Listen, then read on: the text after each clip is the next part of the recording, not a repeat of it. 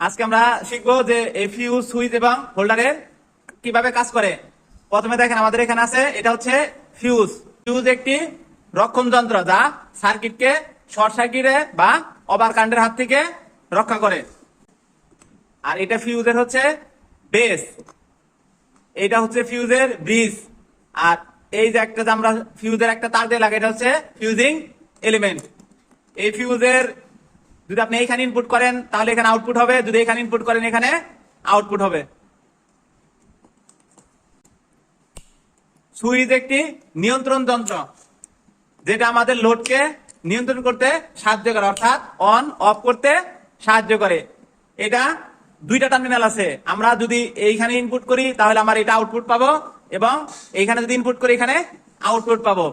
এই সুইচের অ্যাকচুয়াল কোনো দিক নেই, উল্টাপাল্টা দিক নেই, কানেকশনের দিক চেয়ে উল্টাপাল্টা নেই, কিন্তু এই সুইচটা যদি ঘোরানো থাকে তার মানে এখানে লেখা আছে, এই লেখাটা যদি খাড়া থাকে তাহলে নিচের দিকে অন থাকবে এবং উপরের দিকে অফ থাকবে। সুইচটি যদি এরকম ঘুরে লাগানো হয় তাহলে নিচের দিকে অফ থাকবে, উপরের দিকে অন থাকবে। এটা কানেকশনের দিকে কোনো কিছু বহন করে না। এটা হচ্ছে আমাদের একটি ব্যাটেন হোল্ডার। হোল্ডারের কাজটা হচ্ছে ভালভকে লাইনের সাথে সংযুক্ত করা এবং ভালভকে ধরে রাখা।